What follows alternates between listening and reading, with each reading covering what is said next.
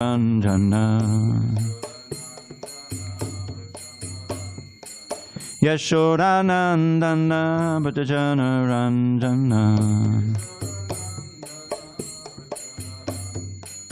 Yamunatira Vanachari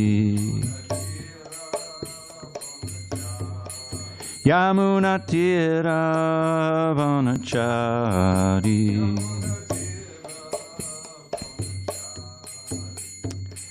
Hare Krishna, Krishna Krishna, Hare Hare, Hare Rama, Rama Rama, Hare Hare.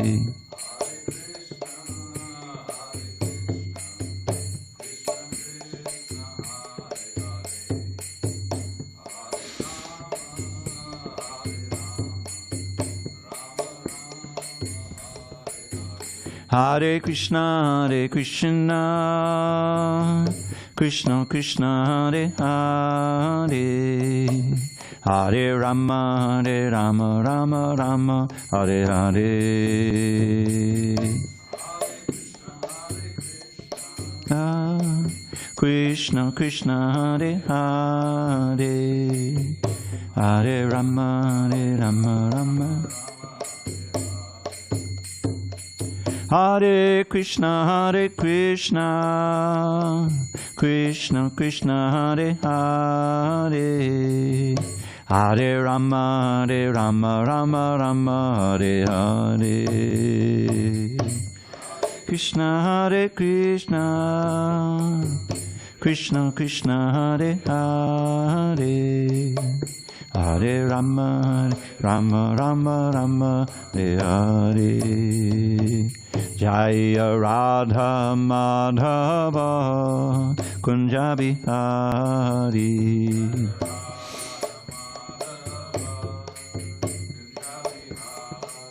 Jaya Radha Madhava Kunja Bihari.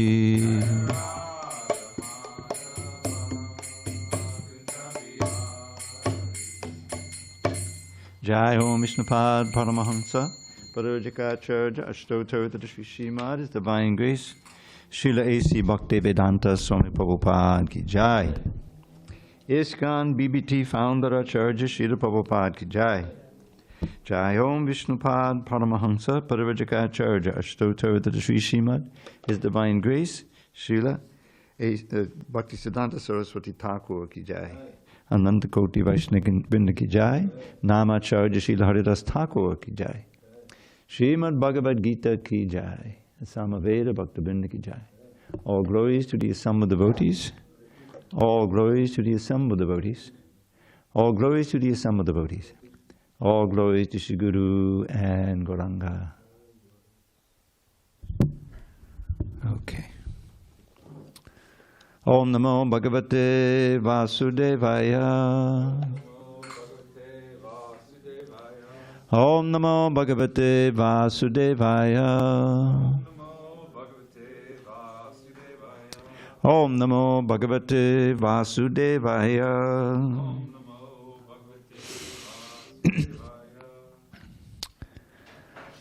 Okay. On this 13th day of May, 2024 in San Diego, we're reading from Srimad Bhagavatam, Srimad Bhagavad Gita, translation and commentary by His Divine Grace A.C. Bhaktivedanta Swami Prabhupada. We are in chapter 6, entitled Dhyāna-yoga, that's meditative yoga. And I think we're in text 3. Is it not? Text 3? You forgot.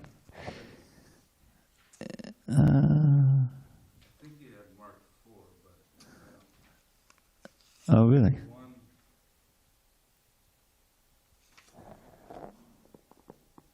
Okay, you're right, 4. Okay, I'm sorry, 4 on page 260. Thank you.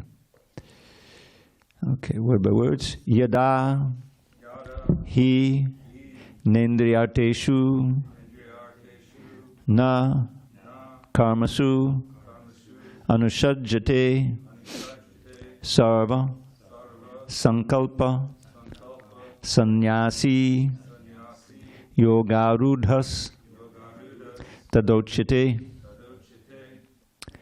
yada hinendriyarteshu na karmas vanusajjate sarva sankalpa sannyasi yogarudhas tadochyate yada hinendriyarteshu na karmas vanusajjate sarva sankalpa sannyasi yogarudhas tadochyate yada hinendriyarteshu na karmas vanusajjate sarva sankalpa sannyasi yogarudhas tadochyate. Bhushan, you want to try? Yada hinendriyarteshu na karmas vanusajjate sarva sankalpa sannyasi yogarudhas tadochyate yada hinendriyarteshu na karmas vanusajjate sarva sankalpa sannyasi yogarudhas tadochyate yada hinendriyarteshu na karmas vanusajjate sarva sankalpa sannyasi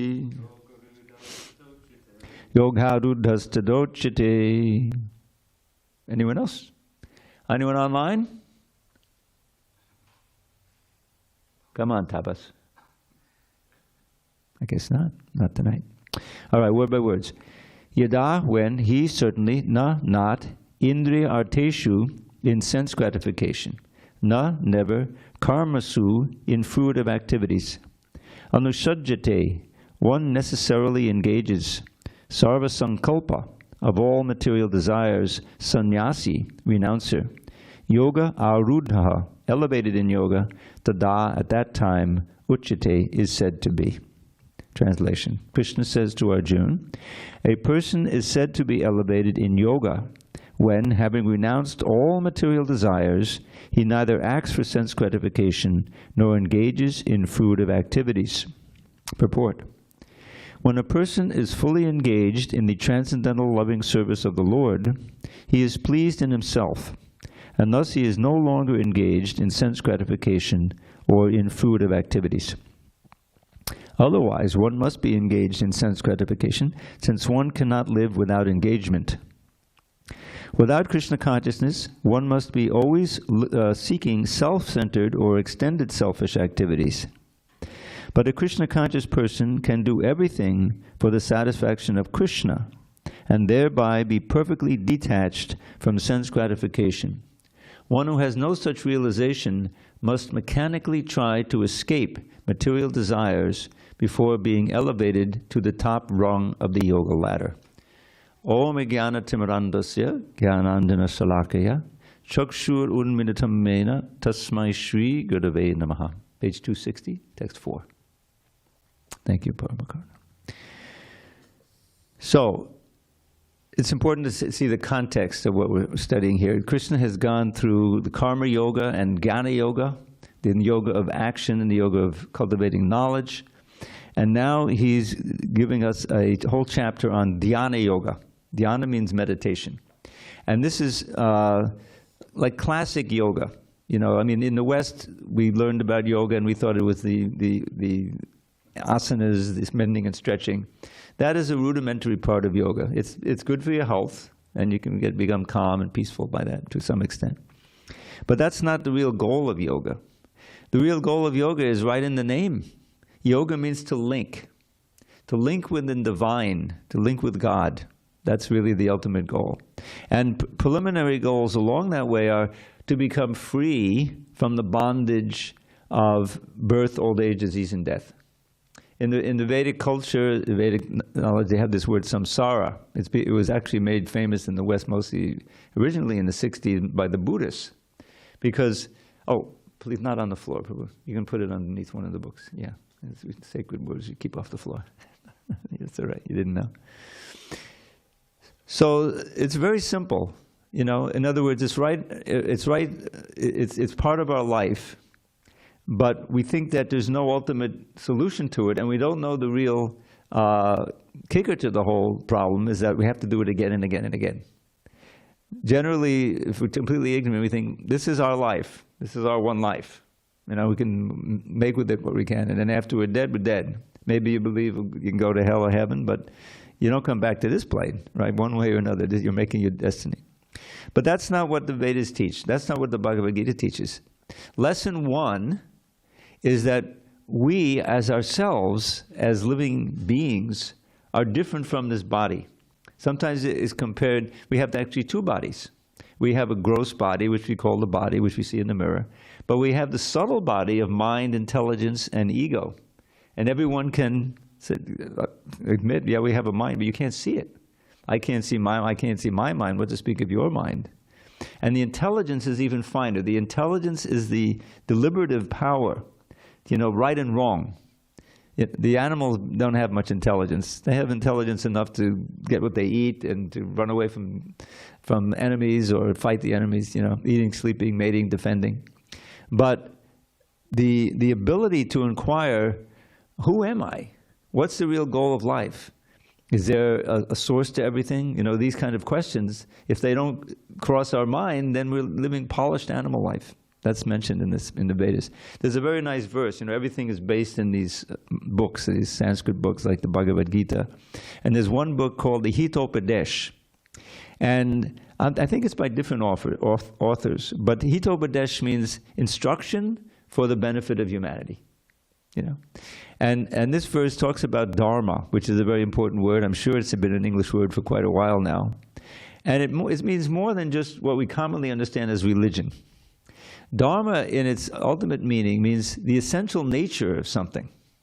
Just like I like to point out, forgive me if you've heard it before, a chair has a dharma.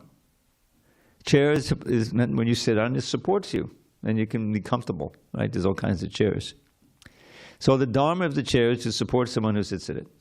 If you sit on a chair and it collapses, it's not meeting its dharma. It's a chair in name only, right? It's a fake chair. Someone sabotaged it or whatever, right? And everything has a dharma. Salt has a dharma. It has to be salty. If you take a little white powder and you taste it and it's not salty, you say, this is not salt. It's sugar. It may look like salt, but it's not. It's in this, you know. In other words, sugar is sweet and salt is salty, and like that. So what is our dharma? What is the dharma of the living being? This is what we have to ask. And the promise is that if we actually follow our dharma, our actual dharma, then we will advance to a state that we can't even imagine now, beyond the limitations of matter. Because when you think about it, the body is a big limitation. In other words, first of all, it's subject to old age, disease, death, all kinds of limitations, right? And we don't even realize that because we identify ourselves with the body. Say, well, this is life. But the Vedas say, no, this is not the ultimate in life. There's another plane of existence. And many planes, but the ultimate plane of existence is beyond the limitations of a physical body.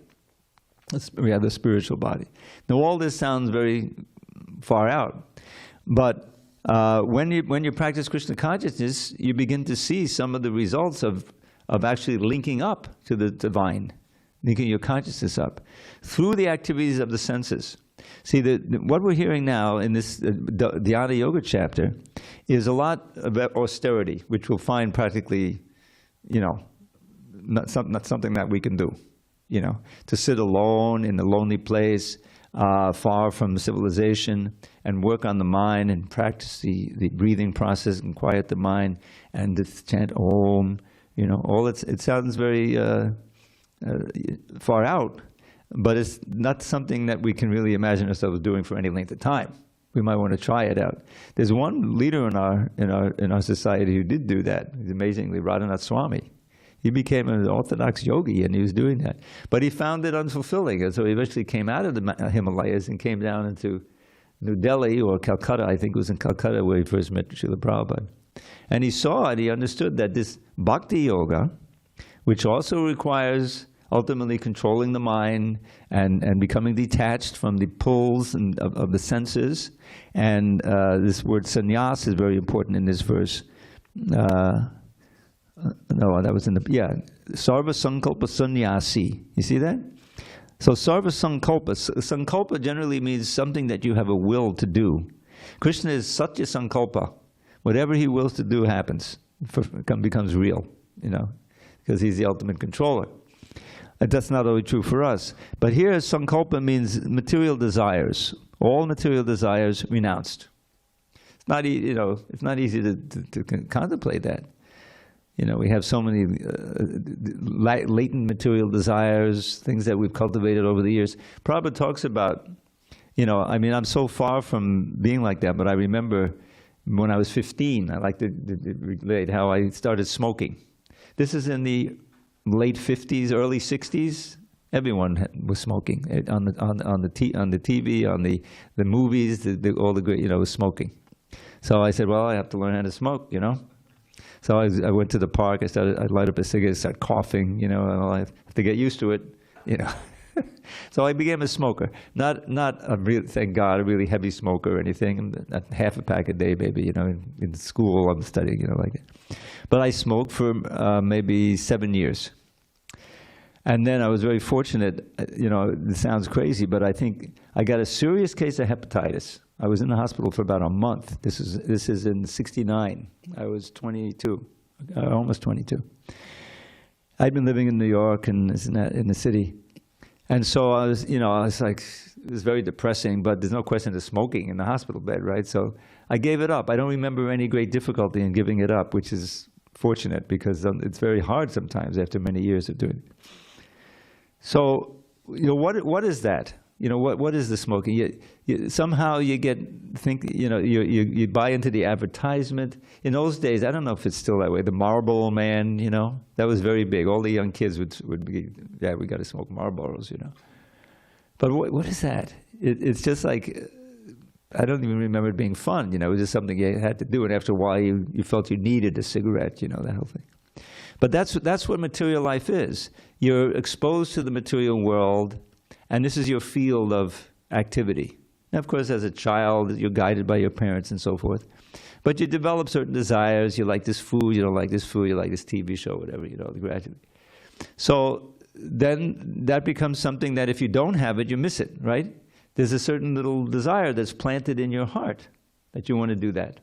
And as you grow up, it becomes, there are other varieties of desires, because then puberty comes, and that's the whole thing, very powerful. So, but we should know that all these unfulfilled desires, or sometimes they're fulfilled and sometimes they're not, these are keeping us bound to the material world. We don't belong here.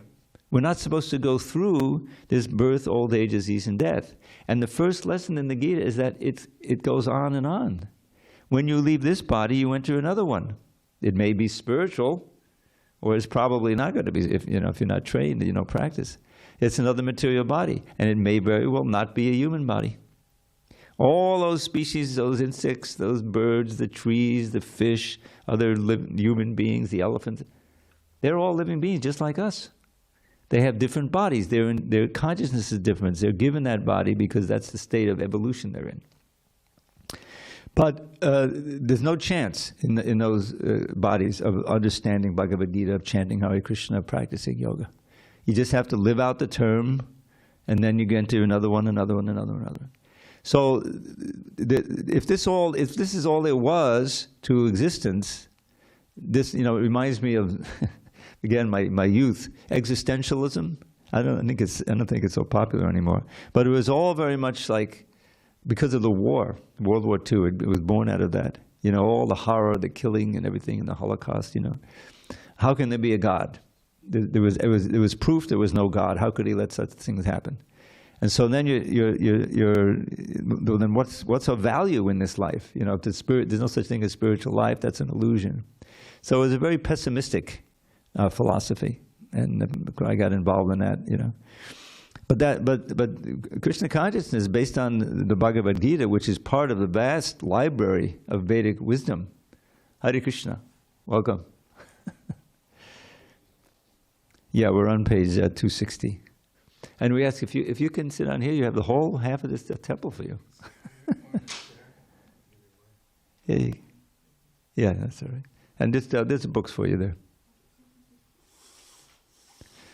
All right. Yeah, all right. You don't have to, anyway. Okay. There might be some other ladies coming. Yeah, it's just, yeah. So we've just begun this chapter 6, which is all about Dhyāna-yoga, meditation. And we're explaining how it fits into the whole schema of the Bhagavad Gita. So the basic principle of the Bhagavad Gita, the first teaching in Krishna in chapter 2, text 11, he starts explaining to Arjuna about the difference between the soul and the body. The difference between us as beings, as living beings, and our physical body. Because generally speaking, without such an instruction, you identify with the body. Like, I'd like to give the example, you stopped on the, you went through a stop sign, okay. And the cops stop you, okay, I'm gonna have to pay a fine. So what do they want to see? License and registration, right? They want to make sure that you're the authorized owner of this car, right? It's about right. Okay, so what do they see there? They look at that license. There you are. There's a picture. There's a date of birth. I think they say your hair color and your eye color or something. I think your address is on there. So it's all having to do with this body. Yes, the eye color is right. Yeah, the age looks about right. And the hair color. All right, you're the person. You have now here's your ticket. $50 to go. Otherwise, they'll arrest you. So the point is that in this ordinary life in this world, you are identified with the body. You have a bank account that has your name on it. And that name belongs to this body and like that. And so that's who we identify with. That's who I am. If someone asks, well, who are you? You tell them where you come from, how old you are, like that. But all that is the temporary designation that we have because we're in this body. But the body is obviously temporary. We're not going to be in this body for long, assuming that we understand that the soul is different from the body. And that's what Krishna emphasizes at the beginning in the second chapter. And he kind of culminates in this one verse. The Sanskrit, I'll explain it. Najayate mriyate vakadachan nayam bhutva bhavitava nabuya ajo nitya shastrato yam purano nahanyate hanyamane sharire. Which means for the soul, for the actual self, there is no birth and death at any time. We haven't come into being. There aren't new souls coming into being now, nor in the future will they. We're all as eternal as God is. We are in our original spiritual sense. We never born, never die. So then he emphasized, Ajo, Nitya, Shashvata, Purana, unborn, eternal, ever-existing, and primeval. Some of those kind of overlap. And then the kicker is, because he's on the battlefield, he's trying to get Arjuna to fight this battle. Nahanyate hanyamane sharire. When the body is slain, it could be by a weapon or it could just be by old age and disease, the soul is not slain. The soul goes on. Now, what determines what happens to that soul? Because we don't just stay in limbo, We have developed a certain consciousness in this life. And that consciousness determines your next body. So now we have to understand a little about how we have two bodies. We have the body that and then we have the subtle body, mind, intelligence, and ego. I mentioned this earlier. That doesn't die when the gross body dies. And so that mind is full of all kinds of impressions and desires that we developed in this lifetime, fears and all kinds of things.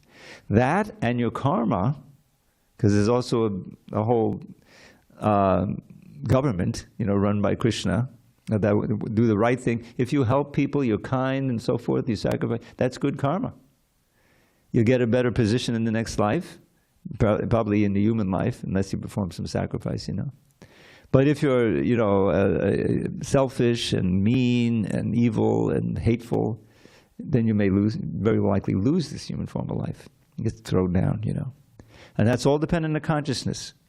So that's why this movement is called Krishna consciousness. The more that we can understand Krishna's nature and chant this wonderful mantra. The Maha Mantra is a very important part, essential part of the whole movement, basis of it.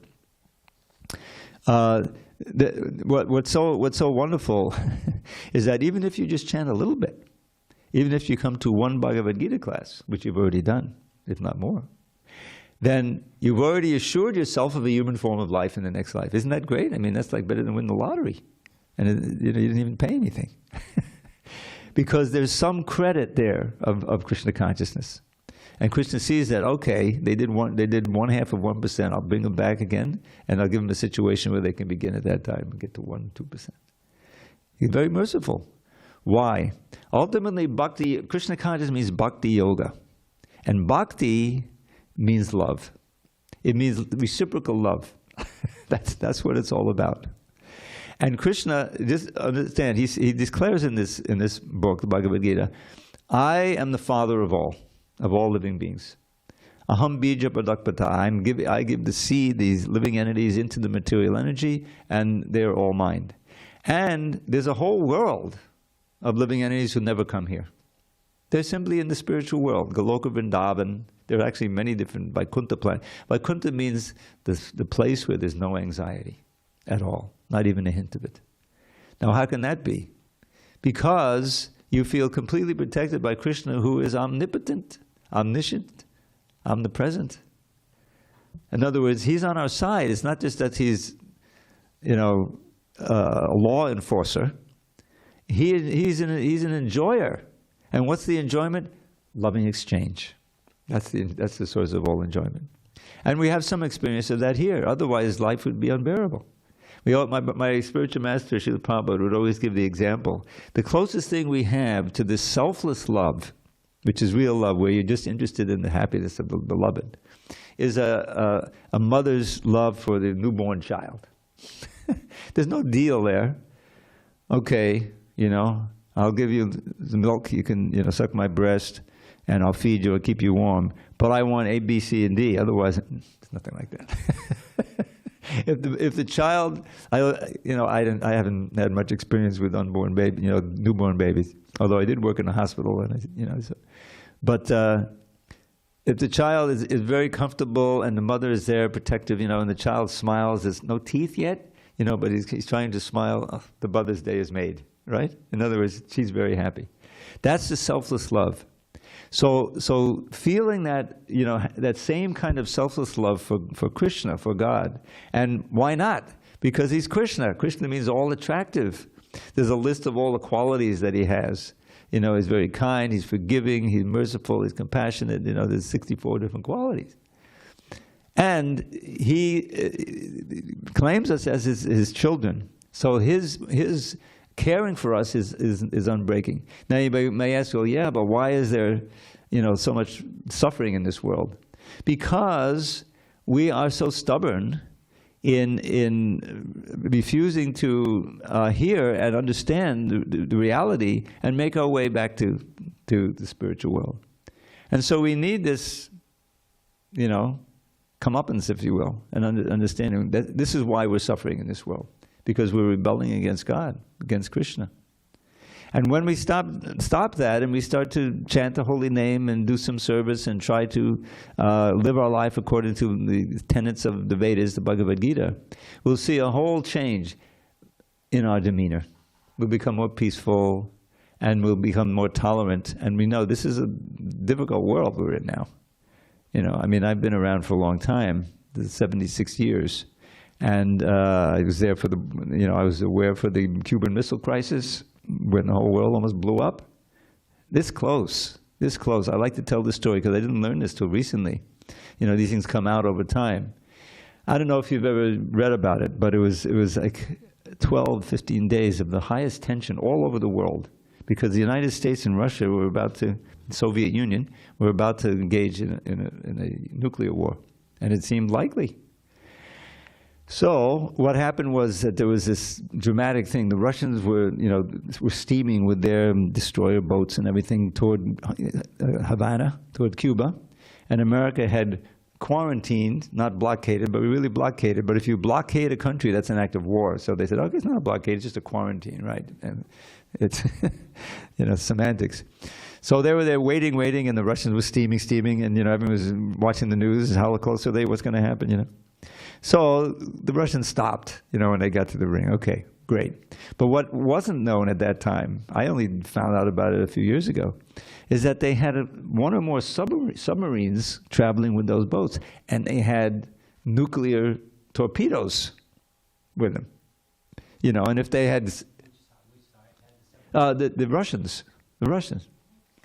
And if they had sunk one of our destroyers, or that would have been it. Then all the bombs start flowing, So what happened is that we could tell that they had the destroyers, that they had the submarines. We had the sonar or whatever, So somehow we contacted, I don't know how they did it, but they had some way of contacting Moscow to tell them, we know they're down there. We're going to send down these non-lethal depth charges just to scare them. We want them to surface, And we didn't know that they had those kind of torpedoes on there. So the communications, what do they have then? They couldn't really get to tell their commanders about it. So they came there, and the depth charges came down. They didn't know they weren't lethal. They said, okay, the war is on. The war is happening. Let's send those torpedoes. We got them. So, you may have seen the movies. You have to have two keys. So two of the guys, So but luckily, Krishna's arrangement. What do they call him? The admiral who was in charge of the whole fleet. He was on that submarine. So he said, no, don't send those lethal submarines. That'll be the end of the world. There must be some mistake. Let's surface and see what's going on. So they surfaced and they found out, there's no war. That's how close we came. If he hadn't been on there, boom, finished. We wouldn't be sitting here. I would have vaporized at age 14, and I don't know if any of us you're old enough to. And that wasn't the only close call. I'm not going to go through it. It's been a miracle that we survived. So this is sobering, and for devotees, let's keep chanting Hare Krishna, Hare Krishna, Krishna. This is the only way, because it's our consciousness when we go who makes San Diego's a big bullseye. It's all the military here. Forget it, So okay, Hare Krishna. Let's have a big kirtan and just keep on chanting, And then the bombs come. You can't do anything about it. Just like at a certain point in everyone's life, it's time. You're not going to survive this tumor or whatever it is. The doctors all said, all right. So I worked in a hospital. I was in relation to, I thought a lot of people die. And mostly it's just so disturbing that everyone's sedated. They've been sedated. But really, we don't want to be sedated. We want to be chanting Hare Krishna, because the last thought that you have is what determines your next life. If you can remember God, Krishna, at the end of life, then you go back to the kingdom of God. It's all a question of your consciousness. But it's not so easy, because there's all these fears and the pain and everything else. That's why the best situation, because we have these holy lands, like in Vrindavan in India, where that's the ideal place to live. But very few can actually arrange for that. But no matter where you are, and I've been here so long, I've been at the bedside of, at least a half a dozen devotees who passed away. They usually ask me to come and chant for them because I have a nice voice. So what are we doing? We're chanting Hare Krishna, reminding them, and oftentimes you see that, because I had the contrast, because I knew from the hospital, they're not disturbed, they're very peaceful. We've had several departures in the last couple of years of very advanced devotees, actually. And they were, leading up to the whole thing, they were very calm and said, okay, even thankful in many ways, with Janjanandana, So what determines that is really you need to practice during life for this final exam. And Krishna is giving different ways in which one can practice yoga. Yoga means, it's very easy to remember because it's like a yoke. Yoke means to to tie a bull or a horse, to something. So this yoga means to link your consciousness to the Supreme. And there's different levels of that, which I won't get into. These yogis, they generally meditate on the Lord in the heart, which is bona fide. Krishna's in there in the super soul form, standing there and with a smiling face. And he, as the super soul, he's there in every living entity's heart. And just like these birds and the different animals that, they're born and then a few days later they're knowing what to do. Like, the birds, they really learn to fly really quickly, So that how to do that is coming from the super soul. We call it instinct. But they're getting the intelligence, how to migrate and all these different things. And so, as Krishna says in the Bhagavad Gita, Upadrashtanamantachar bhata bhokta maheshwara paramatmikti chaprityo dehismin purusha. I am the ultimate overseer and permitter as a super soul. From me come knowledge, remembrance, and forgetfulness. Sometimes that forgetfulness is the most valuable thing. And anyone who knows someone or maybe has a PTSD, you can't forget. The trauma it's weighing on you even years later. So forgetfulness is, and we've forgotten. Does anyone here remember their last birth? I don't. Pretty traumatic. I'm leaving that. So being able to forget is also a blessing. But Krishna, he reminds us, if we want him to, about the science of God consciousness, what we should do, what we should not do. And since we can't hear him from outside, he comes. And he comes in the form of the guru and in the form of the books like the Bhagavad Gita. So here we've just read, a person is said to be elevated in yoga when, having renounced all material desires, he neither acts for sense gratification nor engages in fruitive activities. That's a pretty high bar. That's something that is very hard to imagine. So he's described, this is, and you'll find throughout this chapter, there are so many things that, I don't know if I'll ever be able to do that.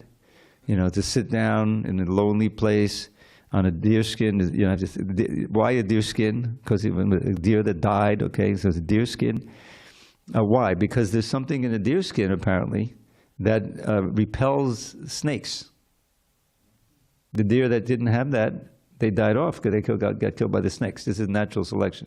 Anyway, so you get a deer skin, you can sit on that peacefully in the middle of a forest, You don't have to worry, you can practice. But it's inconceivable. Which one of us is going to say, well, okay, I better catch my plane for the Himalayas now so I can sit it? No.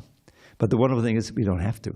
We can just practice Krishna consciousness and get the benefits and more benefits. So let's go on to text 5. This is on page 261. Udhared atmanatmanam natmanam babasariyet atmaiva atmano bandhu Atmaiva Ruparatmanaha. Wow, a lot of Atmas in there. I count 6. Let's see. One must deliver himself with the help of his mind and not degrade himself. The mind is the friend of the conditioned soul and his enemy as well. Very important verse. Purport. The word Atma denotes body, mind, and soul, depending upon different circumstances or contexts. In the yoga system, the mind and the conditioned soul are especially important. Since the mind is the central point of yoga practice, Atma refers here to the mind.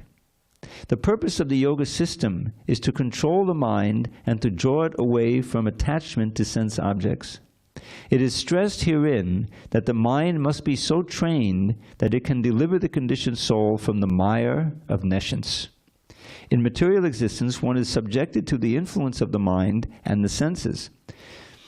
In fact, the pure soul is entangled in the material world because the mind is involved with the false ego, which desires to lord it over material nature. Therefore, the mind should be trained so that it will not be attracted by the glitter of material nature, and in this way the conditioned soul may be saved. One should not degrade oneself by attraction to sense objects. The more one is attracted by sense objects, the more one becomes entangled in material existence. The best way to disentangle oneself is to always engage the mind in Krishna consciousness. The word he is used for emphasizing this point. That is, that one must do this. It is also said, Mana eva manushyanam karanam bandhamokshayoho bandhaya vishayasango muktya nirvishayam manaha. For man, human beings, mind is the cause of bondage and mind is the cause of liberation. Mind absorbed in sense objects is the cause of bondage, and mind detached from the sense objects is the cause of liberation. This is from the Amrita Bindu Upanishad 2. Therefore, the mind which is always engaged in Krishna consciousness is the cause of supreme liberation. Now, this is the central principle of Krishna consciousness, is that we have, the senses automatically become attracted to the sense objects. There are pleasing sounds, there are pleasing things that to touch, and of course taste. All of the senses have their objects of attraction. And as we live our lives, we become accustomed to a certain set of those. But those attachments are actually keeping the soul bound to matter, because we want to do it again and again and again, right? In other words, it's pleasing. And similarly, there are those things that we want to try to avoid, right? We know this is danger like that. So that's the general material life. But you can imagine, so you spend a life in that way, and you get accustomed to certain things that you like and that you are very attached to, and it can be very troubling when they leave you or you can't enjoy them anymore. That happens with old age. Oh, I used to do this, I used to do that, I can't do it anymore, or the doctor told me I can't, drink 6 beers at night anymore, or whatever. In other words, the body has its limitations, but the desire to enjoy doesn't. And so when you try to use the body, like that. So that's material life. But spiritual life is using the same senses, and this is where it's so wonderful, because you don't have to go anywhere. You can just do it in your own home or right here. Using the same senses to become attached to Krishna. And that is the most wholesome thing for the soul, because that attachment ultimately becomes attraction and love. And that when you're acting on the basis of love for Krishna, then the whole world is full of happiness. You're linked up to the source of bliss, ananda, in your own heart. You're carrying it with you all the time. Anytime you are, I'll give you an example. Among our leading, devotees we've had historically, there's these 6 Goswamis, or sannyasis, that were disciples of Lord Chaitanya, who's an incarnation of God who came to teach this chanting of Hare Krishna out of mercy. So they, when they surrendered to Lord Chaitanya, some of them, the 6 Goswamis, went to Vrindavan. This is the holiest place in India for bhaktas, for Krishna's birthplace, or his where he enjoyed all his leela. And so they went there, and several of them gave up very opulent positions in society. The finance minister and the prime minister of a king, they had unlimited wealth and so forth. They just gave it up. And they went to Vrindavan.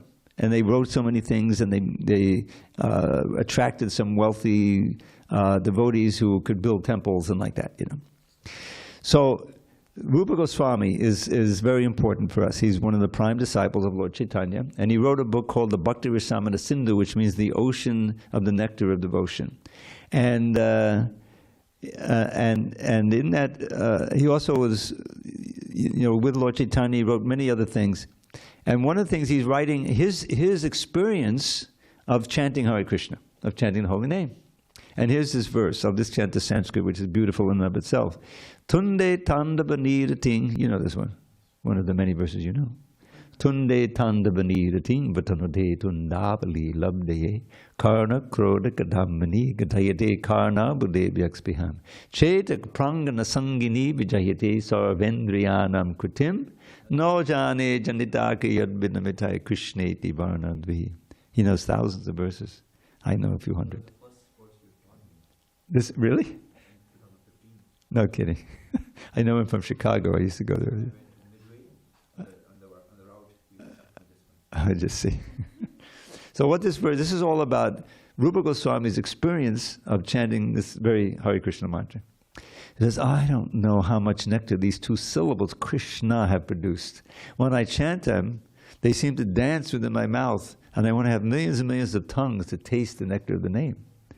When they enter my ears, I want to have thousands of ears to drink in that nectar, you see. And when they enter the courtyard of my heart, then all my senses become inert and I become completely fixed on Krishna. So this is the same mantra, but he's refined his consciousness to such a degree that he's experiencing it. And this is a statement about the holy name that's inconceivable. After all these years, it's impossible to understand. That this name, Kṛṣṇa, is non-different from Krishna himself. When you chant this name, and hear very attentively, and chant, in the proper mood, then you feel the presence of Krishna. And, and we also have so many paintings and descriptions of the deity, so the form, the name, the qualities, the pastimes of Krishna become manifest in your mind. And you find you don't want to do anything else. You don't want to be anywhere else. But the wonderful thing is that Lord Chaitanya said, no, you should go out and give it to as many people as possible. And that's why we're famous for going on the street, right? And chanting on the street, the Harinam, Sankirtan. So that's as close as available as is all. If we just experiment and chant regularly, and of course there's two kinds of chanting. There is that collective chanting, which we'll experience in a few minutes, and with the beautiful deities here. And then there's personal chanting. If you're ever, you get up early in the morning and you're around about 5 o'clock, you come here at 5:15, you'll see devotees chanting their rounds, just like on a rosary.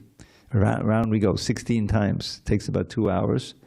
And Hare Krishna, Krishna Krishna, Hare Hare, Hare Rama, Rama Rama, Hare Hare, Hare Krishna, Krishna. That's our practice of yoga. To hear and chant and experience the purification of this chanting. And it's the simplest thing. It doesn't cost a lot of money, and it's not a secret mantra. It's a public mantra.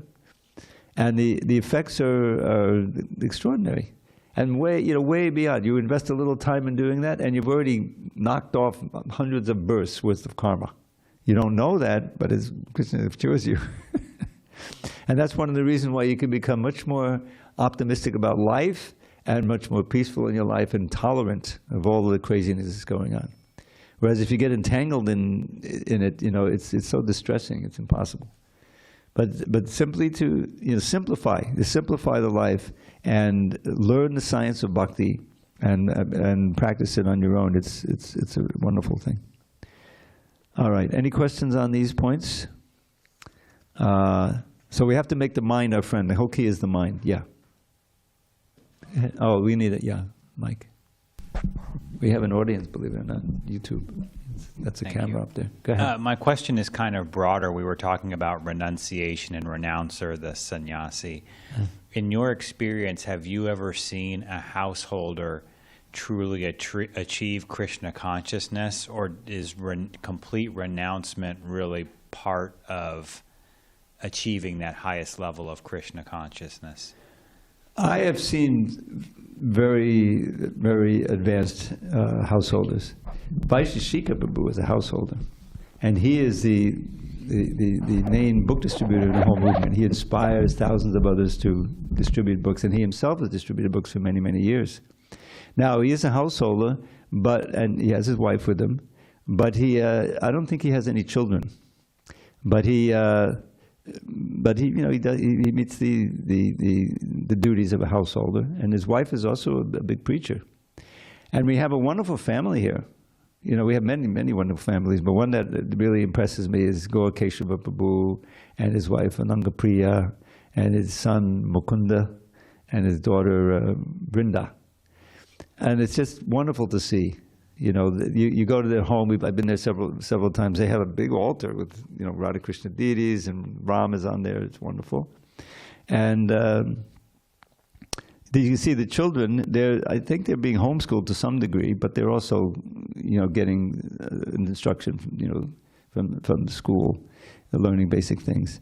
But they're just a very dynamic family, and they're actually following it of making Krishna the center of the home, and raising the children in Krishna consciousness. And Mukunda's becoming better and better on the drum. He's only, 8 or 9 now? Maybe 9 years old max, I think more like 8. But he's really good, Amazing how good he's getting. And Vrinda sings beautifully. Whenever Gaur Keshava comes and gives a class, then she usually sings the Jaya Radha Madhava that we played with the harmonium very sweetly, you know. So, and we have in our line, of course, great householder families like Bhaktivinoda Thakur. We just celebrated Bhaktisiddhanta Saraswati Thakur, his son, his glorious son, who was the spiritual master of Srila Prabhupada. 150th anniversary of his birth. And Bhaktivinoda Thakur was just so empowered. He wrote so many wonderful books, and he was a great example. He had at least 10 children, right? And he himself was a magistrate, he was a judge, but at the same time he was a super Vaishnava, and he rescued this Gaudiya Vaishnavism that were practicing. It had become corrupted. There were all these lines that weren't really authentic. So he brought it back to really what Lord Chaitanya taught, you know. So, and Lord Chaitanya himself was a householder for many years, but many of his disciples were Advaita Acharya, Srivas Thakur, and many others. So it's possible to do it. And Prabhupada, I remember one lecture, I couldn't help laughing when I heard, says after all of the great acharyas and sannyasis and everything, they all had mothers and fathers, you know. So you can't do away with that. That's a natural part of life. But it can be done in such a way that it's service. Krishna says famously in the 7th chapter, we're coming up in a few weeks, Dharma varuddho bhuteshu kamosmi bharatarshava. I am that sex life that is not contrary to religious principles. So Krishna identifies with it. That's a necessary part of life. So the whole point, you know, the whole difference is the consciousness in which you perform the activities. We have to eat.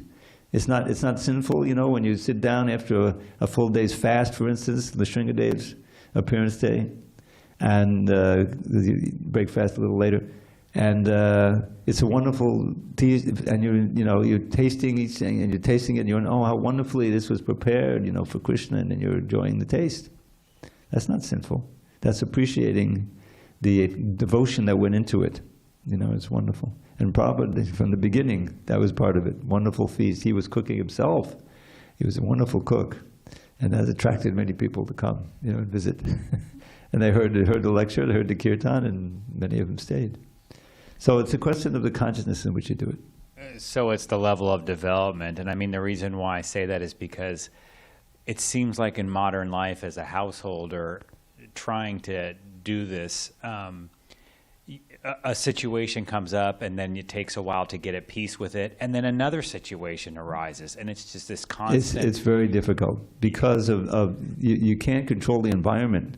You know, the kids have the cell phones. You never know what they. You know, I mean, it's crazy. You can't, and so it's more difficult, although it is possible.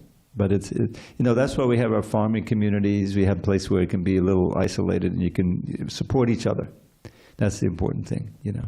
Alachua, you can visit Alachua. Alachua is northern Florida. It's the center with the most devotees in America. And many of them are senior Prabhupada disciples who've been practicing for many years. And, you know, there's some wonderful devotees there who have been householders for many years. So then is reclusion, do you think, part of that process? Is it a necessary part? Not really, no. Reclusion is to get yourself away from all those things that are distracting you from your practice of yoga. But in Krishna consciousness, association is more important. To be in association of other devotees who can help you in your devotional service. That's the meaning of this temple, is that it's supplying a facility for people to come and see the deity from outside, but also to give facility for those who want to practice full-time. You know, we have brahmacharis here who are living here. I don't live in the building, but I live down the street, but I'm living as a brahmachari, you know. So it's a multifaceted, from wherever you're coming from, there's a way in which you can practice Krishna consciousness and advance. And you know, there's a path open. There are difficulties on it, but it's possible to follow it for anyone in the modern world. That's the idea. Uh-oh. That's what we have to contend with. All right, so it's a little late, so I'm going to give you one of my little poems. This is a special feature of our classes here. So, So I think I did this. I may have done this last night, but there's some new people. So this is titled. This is the original poem. Many of them are poems I based on Sanskrit verses, but this one is just my own little thing. It's called the Fall and Redemption of the Soul. Where Krishna lives, felicity abounds. With pure simplicity and loving sensibility, all serve him with humility. But when a living entity rejects his true identity, and out of sheer stupidity surrenders to cupidity, he loses all sagacity and with it all capacity to understand reality or curb his sensuality. Abandoning humility, he touts his own ability, forgetting his fragility and fortune's volatility. Immersed in asininity for what seems an infinity of lives devoid of piety, he suffers an anxiety till contact with God's devotee, perhaps of utmost brevity, awakens his affinity for words of the divinity. Perceiving the futility of all his imbecility, the soul regains his sanity and casts away his vanity. Endowed with new humility, he serves with all ability and growing spontaneity his guru and the deity. Regaining his identity, the wayward living entity returns to the fraternity of Krishna for eternity. So we're all on that little reverse parabola, and we're going to keep going back to Godhead. All right, so now we'll adjourn and gather ready for the nice kirtan and the deities. All glories to Srila Prabhupada. Thank you very much.